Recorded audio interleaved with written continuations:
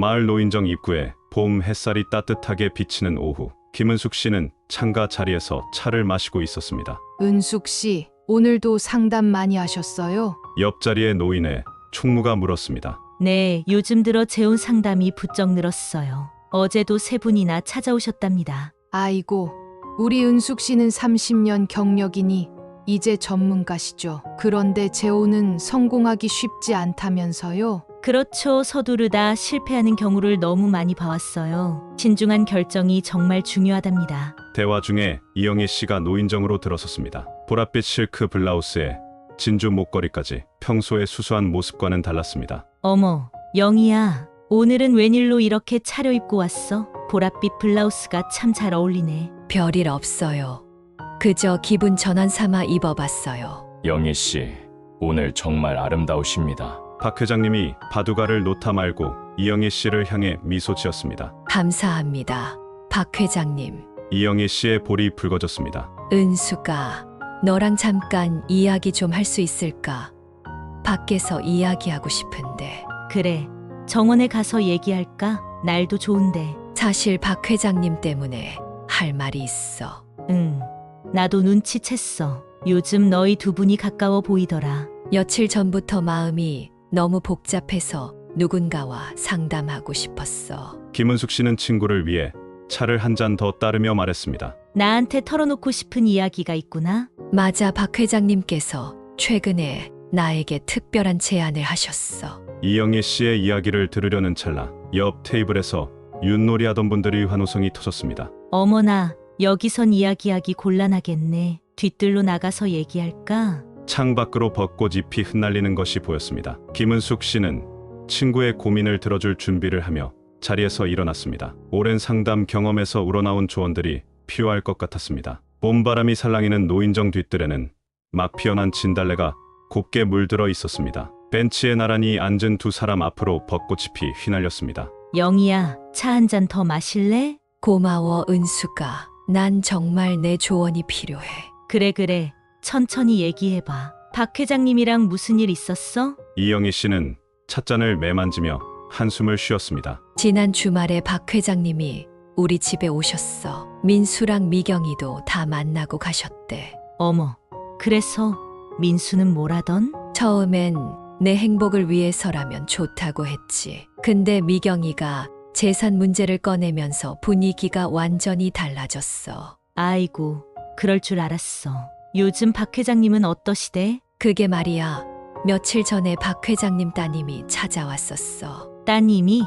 무슨 일로? 아버님이 요즘 자주 어지럽다고 하시는데 혹시 재혼하면 간병은 누가 할 거냐고 물어보더라고. 아이고, 벌써부터 그런 얘기를 꺼내시니 속내가 있어 보이는데. 맞아, 돌아가시기 전에 재산 정리를 하고 싶어 하시는 것 같았어. 그때 노인정 쪽에서 발걸음 소리가 들렸습니다. 민수가 급하게 걸어오고 있었습니다. 어머니, 여기 계셨군요. 어머니랑 이야기 좀 나누고 싶은데 시간 괜찮으세요? 민수야, 무슨 일이니? 어머니, 박 회장님 댁 자녀분들과 이야기를 나눴어요. 재혼하시기 전에 꼭 알아두셔야 할 것들이 있습니다. 김은숙 씨는 민수의 굳은 표정을 보며 말했습니다. 민수야, 잠깐만. 이모가 먼저 내 어머니랑 할 이야기가 있어. 내가 상담하면서 봐온 경험들을 어머니한테 들려주고 싶어서 그러는데 저녁에 다시 오면 어떨까? 은숙 이모, 어머니가 늘 이모 말씀을 중요하게 생각하셨잖아요. 저도 이모 생각이 궁금했어요. 민수야, 이모가 내 어머니랑 먼저 이야기 좀 나누고 나서 만나자꾸나. 재혼은 너희 가족 모두한테 중요한 일이니까 천천히 생각해보는 게 좋을 것 같아.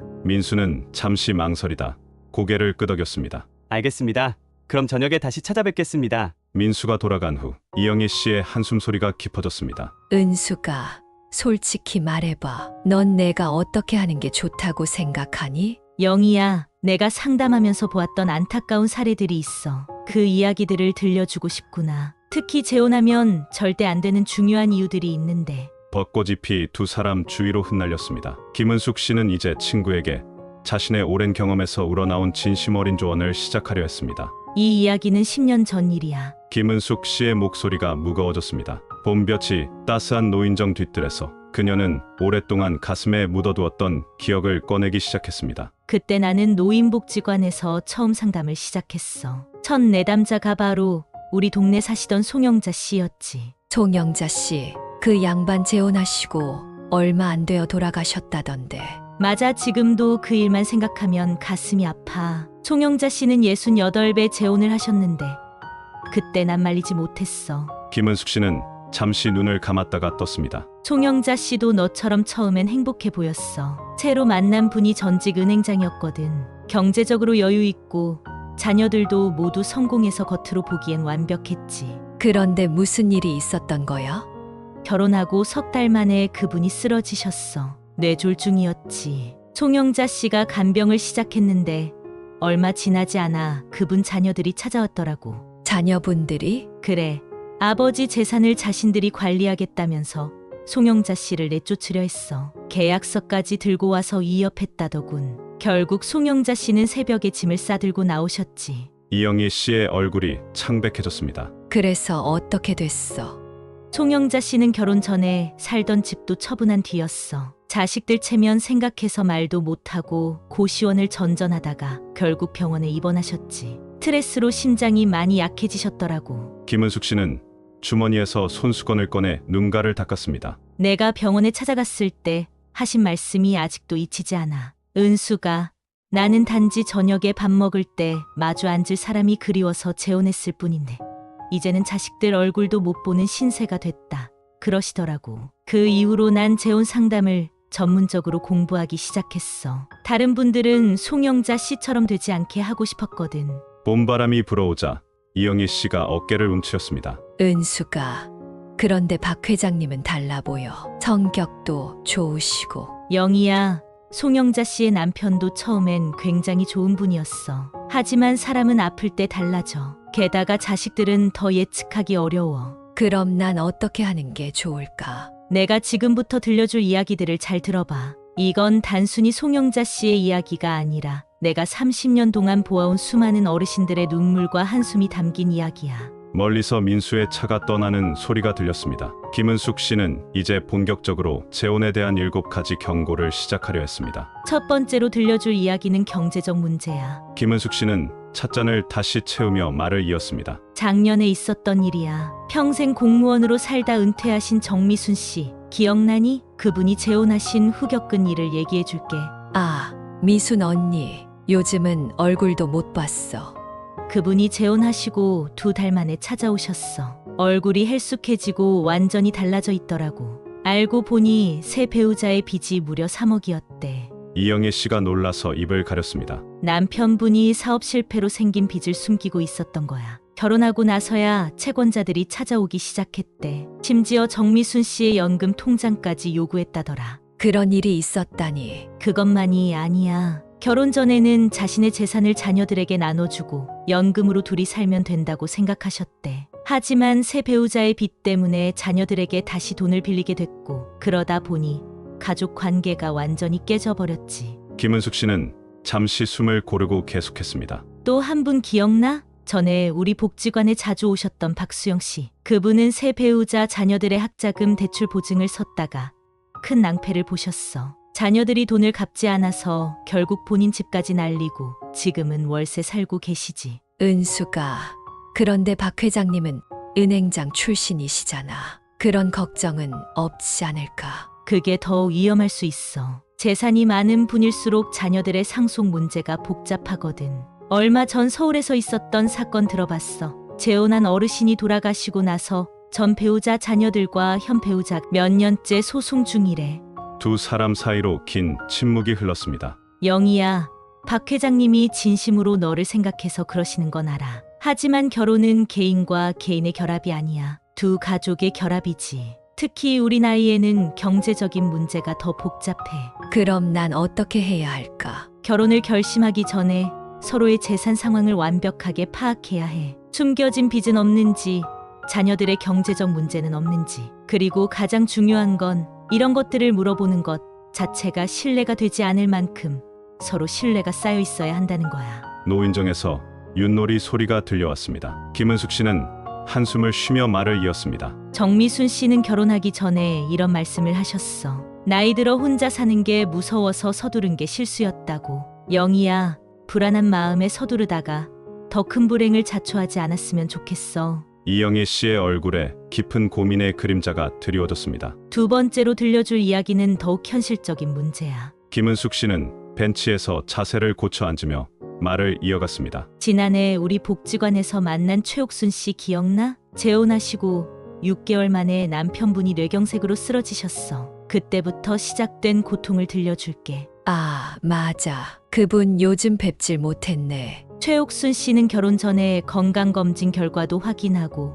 서로의 지병에 대해서도 솔직하게 얘기를 나눴대. 하지만 갑자기 찾아온 병은 아무도 예측하지 못했지. 김은숙 씨는 잠시 눈을 감았다가 떴습니다. 남편분이 쓰러지고 나서 최옥순 씨는 하루아침에 간병인이 됐어. 처음엔 사랑하는 사람이니까 힘들어도 견딜 수 있다고 생각했대. 하지만 현실은 달랐지. 어떤 일이 있었던 거야? 밤낮으로 이어지는 간병에 최옥순 씨의 건강도 급격히 나빠졌어. 당뇨가 있었는데 제대로 관리를 못하니까 합병증이 왔지. 게다가 남편의 자녀들은 간병을 전적으로 새어머니 책임이라고 생각했대. 이영희 씨의 표정이 어두워졌습니다. 한 번은 최옥순 씨가 허리가 아파서 하루만 쉬겠다고 했더니 며느리가 찾아와서 아버님 재산 반은 어머님 것이 될 텐데 이런 것도 못하시냐고 했다더라. 그 말에 최옥순 씨가 얼마나 상처를 받았는지 몰라. 그럼 지금은 어떻게 지내시나? 결국 요양병원으로 모시게 됐어. 그런데 병원비가 만만치 않잖아. 자녀들은 새어머니가 있으니 자기들이 낼 필요 없다고 하고 최옥순 씨는 자기 노후 자금을 다 써가면서 감당하고 있지. 김은숙 씨는 이영희 씨의 손을 잡았습니다. 영희야, 박 회장님이 최근에 어지럽다고 하셨다며? 이런 건강 문제는 나이가 들수록 더 중요해져. 지금은 가벼운 증상일지 모르지만 이게 큰 병의 시작일 수도 있어.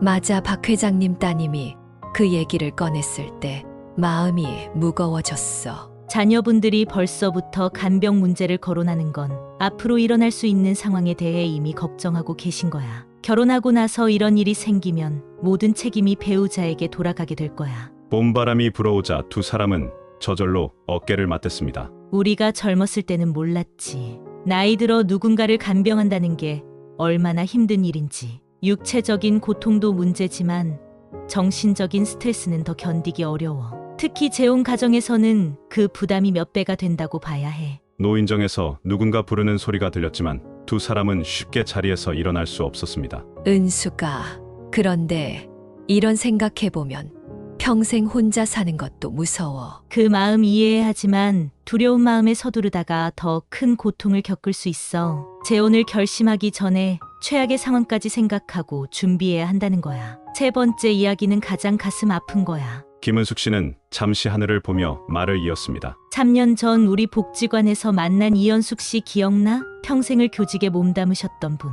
재혼 후에 일어난 일인데 지금도 그분 생각하면 마음이 아파. 현숙 씨, 그 온화하고 다정하신 분 말이야? 그래, 그분이 재혼하신 후에 벌어진 일을 얘기해 줄게. 새로운 가족과 잘 지내고 싶어서 얼마나 노력하셨는지 모른다니까. 김은숙 씨는 목소리를 낮추며 계속했습니다. 처음엔 모든 게 좋았대. 남편분도 자상했고 새 자녀들도 겉으로는 환영하는 듯했지. 이연숙 씨는 명절 때마다 새 자녀들 선물도 챙기고 생일마다 용돈도 넉넉히 주면서 정성을 다했어. 그런데 무슨 일이 있었나? 명절 때 큰일이 터졌지.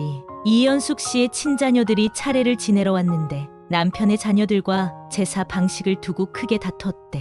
거기서 시작된 갈등이 걷잡을 수 없이 커져버렸어. 이영희 씨는 깊은 한숨을 내쉬었습니다. 남편은 이연숙 씨에게 자기 자녀들의 어머니 역할을 해달라고 요구했고 이연숙 씨의 자녀들은 새아버지 집에서 눈치 보며 생활하는 친어머니를 보며 마음이 아팠대. 서로가 강요하고 눈치 보는 관계가 되다 보니 결국 명절에도 못 오게 됐지. 그래서 지금은 어떻게 지내시나? 이연숙 씨가 얼마 전에 찾아와서 하신 말씀이 잊히지 않아. 은숙 씨, 나는 외로움을 채우려다가 오히려 더 큰 외로움을 얻었어요. 내 자식들이 낯선 사람이 되어가는 걸 보는 게 이런 아픔일 줄은 몰랐어요. 라고 하시더라고. 김은숙 씨는 이영희 씨를 바라보며 진지하게 말했습니다. 영희야, 너도 민수와 미경이가 있잖아. 박 회장님도 자녀분들이 계시고 두 가족이 하나가 되는 건 드라마에서나 가능한 일일 수 있어. 현실은 너무나 다르지. 그래도 시간이 지나면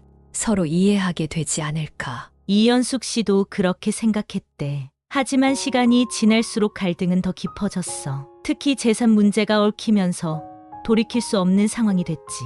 양쪽 자녀들 모두 서로를 경계하기 시작했으니까. 노인정에서 들려오는 웃음소리가 더욱 쓸쓸하게 들렸습니다. 가족 간의 갈등은 재산이나 건강 문제와는 또 달라. 한번 상처받은 마음은 쉽게 아물지 않아. 특히 자식들의 상처는 부모도 어찌할 수 없는 거야. 이영희 씨는 멀리 보이는 민수의 차를 바라보았습니다. 은수가 난 민수를 위해서라도 행복해야 하지 않을까. 그 마음 이해해야 하지만 재혼이 오히려 민수에게 더 큰 상처가 될 수도 있다는 걸 알아줬으면 해. 지금은 행복할 것 같지만 그 선택이 우리 자녀들의 인생에도 큰 영향을 미친다는 걸 기억했으면 좋겠어. 네 번째로 들려줄 이야기는 더욱 심각해. 김은숙 씨는 주변을 살피며 목소리를 낮추었습니다. 지난달에 법원 조정실에서 만난 강명자 씨 이야기야. 재혼하신 지 3년 만에 남편분이 돌아가시면서 시작된 일이지. 그분은 또 어떤 일이 있었던 거야? 강명자 씨는 결혼할 때 공증도 하고 재산 관계도 명확히 했다고 생각했대. 하지만 남편분이 돌아가시고 나서야 알게 된 사실이 있었어. 김은숙 씨는 찻잔을 들었다가 다시 내려놓았습니다. 결혼 전에 이미 대부분의 재산이 자녀들 명의로 되어 있었던 거야. 공증했던 서류들은 겨우 남편의 개인 재산 일부에 대한 것이었다는 걸 뒤늦게 알게 됐지. 어머나, 그럼 어떻게 됐어?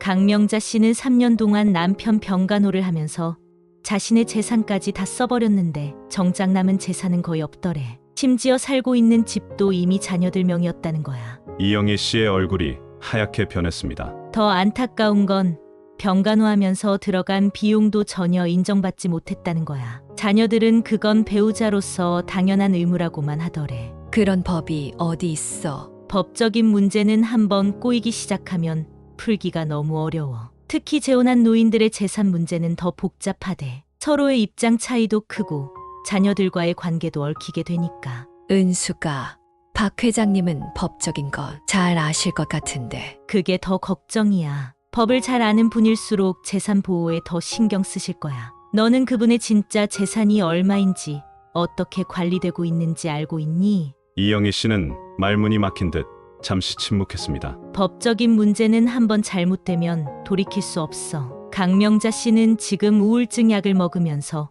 소송을 진행하고 있대. 자식들 얼굴도 못 보고 친구들도 만나기 힘들어졌다더라. 봄바람이 차가워진 것처럼 느껴졌습니다. 영희야, 결혼은 사랑으로 시작하지만 법적 계약이기도 해. 특히 우리 나이에는 더더욱 그래. 모든 게 완벽해 보여도 예상치 못한 법적 문제가 언제든 생길 수 있다는 걸 알아야 해. 이영희 씨는 자신도 모르게 어깨를 움츠렸습니다. 노인정에서 들려오는 웃음소리가 마치 다른 세상의 이야기처럼 멀게 느껴졌습니다. 다섯 번째 이야기는 우리가 쉽게 간과하는 문제야. 김은숙 씨는 벤치에서 자세를 고쳐 앉으며 이야기를 시작했습니다. 작년 여름에 만난 오경희 씨 기억나?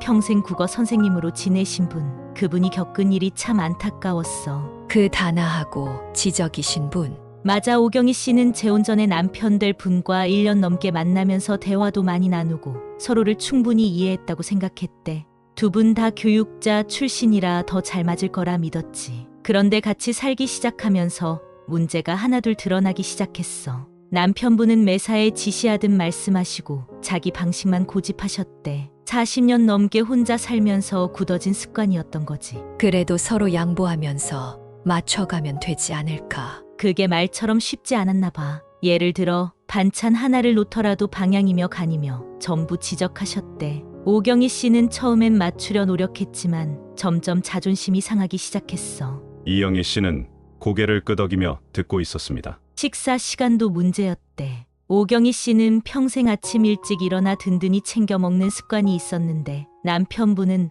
오전에는 물만 드시고 점심부터 드시는 분이었어. 이런 사소한 차이가 매일매일 스트레스가 됐지. 그 정도의 차이라면 서로 조율할 수 있지 않을까. 문제는 그게 빙산의 일각이었다는 거야. 돈 쓰는 방식, 자녀들 만나는 횟수, 여가 시간 보내는 법까지 모든 게 달랐대. 심지어 TV 리모컨 다루는 방식으로도 다퉜다니까. 김은숙 씨는 잠시 생각에 잠겼다가 말을 이었습니다. 결정적인 건 자녀들과의 관계였어. 오경희 씨는 자녀들과 수시로 연락하고 주말마다 만나는 걸 당연하게 생각했는데 남편분은 그걸 못마땅해 하셨대. 이제는 우리 둘만의 생활에 집중하자면서 각자의 생활 방식을 이해하고 존중하면 해결될 수 있지 않나. 나이 들수록 고쳐지지 않는 게 습관이야. 오경희 씨는 결국 우울증까지 왔어.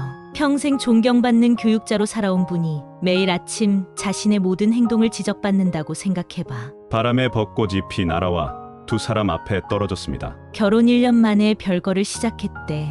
이혼까지 가긴 싫어서 따로 살기로 했지만 그것도 쉽지 않았어. 주위 시선도 그렇고 경제적인 부담도 만만치 않았으니까. 영희야, 박 회장님과는 많은 대화를 나눠봤니? 일상적인 습관들, 생활 방식에 대해서 서로 다른 점들을 얼마나 이해하고 있는지. 이영희 씨는 잠시 생각에 잠겼습니다. 아직 그런 깊은 대화는 나누지 못했어. 주로 만나면 음악회 가고 식사하는 정도야. 그래, 연애할 때는 다 좋아 보이는 법이야. 하지만 결혼은 달라. 특히 우리 나이에는 평생 살아온 방식을 바꾸기가 정말 어려워. 서로를 진정으로 이해하고 받아들일 준비가 됐는지 깊이 생각해봐야 할 것 같아. 노인정에서 누군가 부르는 소리가 들렸지만 두 사람의 대화는 쉽게 끝나지 않았습니다. 6번째 이야기는 마음의 문제야. 김은숙 씨는 벤치에 놓인 가방에서 손수건을 꺼내며 말을 이어갔습니다. 우리 복지관에서 상담하던 임미자 씨의 이야기를 해줄게. 이분은 30년을 같이 산 남편을 암으로 떠나보내고 5년을 혼자 지내셨어. 아, 그분 작년에 재혼하셨다고 들었어. 맞아, 새로 만난 분도 비슷한 처지였대. 부인을 병으로 떠나보내고 외롭게 지내시던 분이었지. 서로의 아픔을 이해할 수 있을 거라 생각했대. 처음엔 정말 좋았대. 서로의 상처를 보듬어주고 같이 울어주고. 하지만 시간이 지날수록 예상치 못한 문제가 생기더래. 어떤 문제? 임미자 씨는 전 남편 위패를 모시고 있었는데 새 배우자가 그걸 못마땅해 했대. 전 남편 사진도 다 치우라고 하고 자기 집에는 전 부인 흔적이 하나도 없다면서. 이영희 씨의 표정이 어두워졌습니다. 더 힘들었던 건 명절 때 전 남편 제사를 모시는 일이었어. 새 배우자는 자기 부모님 제사만 지내자고 했대. 임미자 씨가 전 남편 묘소를 찾아가는 것도 싫어했고. 서로 이해하면 될 텐데 왜 그렇게까지 했을까? 나이 들수록 마음의 상처가 쉽게 아물지 않나 봐. 새 배우자는 임미자 씨가 전 남편을 그리워할 때마다 자신이 대체품 같다고 느꼈대. 그러다 보니 점점 질투와 불안감이 커졌지. 임미자 씨도 힘들었대. 30년 동안 함께 한 사람의 흔적을 지우는 게 마치 자신의 인생을 부정하는 것 같았다고. 재출발을 하고 싶었지만 과거를 완전히 지울 수는 없었던 거지. 결국 어떻게 됐나? 얼마 전에 헤어졌어. 서로에 대한 기대가 너무 컸던 거야. 상처를 이해해 주리라 믿었는데 오히려 새로운 상처만 더해졌지. 김은숙 씨는 이영희 씨의 손을 잡았습니다. 영희야, 박 회장님도 전 배우자와의 추억이 있을 거야. 그리고 너도 마찬가지고. 그 기억들을 어떻게 다룰지 이야기 나눠봤니? 아직 그런 깊은 대화는 못 나눴어. 그런데 박 회장님은 이해심이 많으신 것 같아. 겉으로 보이는 모습과 실제 같이 살면서 드러나는 감정은 달라. 특히 우리 나이에는 과거의 기억이 더 소중하게 느껴지는 법이야. 그걸 인정하고 받아들일 수 있는지가 중요해. 봄바람에 벚꽃잎이 두 사람 주위로 흩날렸습니다. 영희야, 우리 나이에 재혼은 단순한 새 출발이 아니야. 평생 안고 살아온 추억과 그리움을 어떻게 조화시킬 것인지 그 문제까지 생각해봐야 해. 두 사람은 잠시 말없이 하늘을 바라보았습니다. 봄날의 따스한 햇살 속에서도 마음속 깊은 곳에 서늘함이 느껴지는 순간이었습니다. 마지막 7번째 이야기는 우리가 매일 마주하는 현실이야. 김은숙 씨는 노인정 쪽을 바라보며 이야기를 시작했습니다. 지난달에 만난 한복자 씨 이야기를 들려줄게. 우리 복지관에서 댄스 교실 하시던 분인데 재혼하시고 나서 완전히 달라지셨어. 한복자 씨, 늘 웃음이 끊이지 않던 그분. 그래, 그분이 재혼하시고 나서 겪은 일들이 참 마음 아팠어. 처음엔 모든 게 좋았대. 새로운 인생을 시작한다는 설렘도 있었고. 그런데 주변의 시선이 달라지기 시작했대. 복지관에서 만나던 친구들이 수군거리고 아파트 주민들도 어색하게 대하더래. 젊은 사람도 아니고 왜 저러나 하는 눈빛들이. 요즘 시대에도 그런 편견이 있나? 더 심해졌을지도 몰라. 특히 여자가 재혼하는 경우에는 더 그래.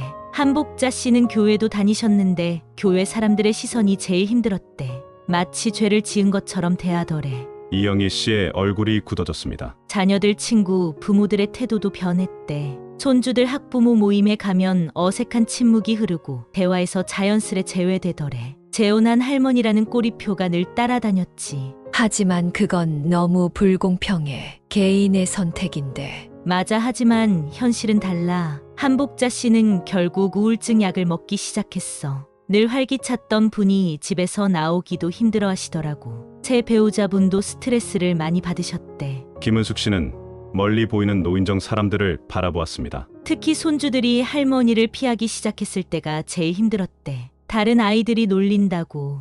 내 할머니는 왜 다른 할아버지랑 살아? 하면서. 그럼 지금은 어떻게 지내시나? 결국 다른 지역으로 이사 가셨어. 새로운 곳에서 새 출발을 하고 싶다고. 봄바람이 두 사람 사이로 스쳐 지나갔습니다. 영희야, 너도 각오는 되어 있니? 우리 동네에서 평생 살아온 내가 이웃들의 달라진 시선을 견딜 수 있을지, 명절이나 집안 모임 때 느껴질 불편한 공기를 참아낼 수 있을지.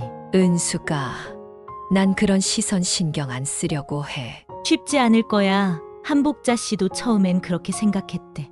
하지만 매일 마주하는 현실은 달라. 우리가 살아온 공동체에서 외톨이가 되는 건 생각보다 훨씬 큰 상처가 될 수 있어. 노인정에서 웃음소리가 들려왔습니다. 지금 저기서 들리는 웃음소리처럼 편하게 지내던 사람들과의 관계가 어색해질 거야. 평생 살아온 동네에서 이방인이 되는 기분을 견딜 준비가 되어 있어야 해. 이영희 씨는 자신도 모르게 어깨를 움츠렸습니다. 따스한 봄날이었지만 갑자기 춥게 느껴졌습니다. 잠시 후 서쪽 하늘이 붉게 물들기 시작했습니다. 노인정 뒤뜰의 벚꽃 그림자가 길게 늘어지고 멀리서 들려오던 웃음소리도 차츰 찾아들었습니다. 은수가, 오늘 들은 이야기들이 마치 내 이야기 같아. 이영희 씨의 목소리가 떨렸습니다. 김은숙 씨는 조용히 친구의 손을 잡아주었습니다. 사실 며칠 전부터 잠을 못 잤어. 박 회장님이 좋은 분이란 걸 알면서도 왠지 모를 불안감에 시달렸거든. 그 마음 충분히 이해해.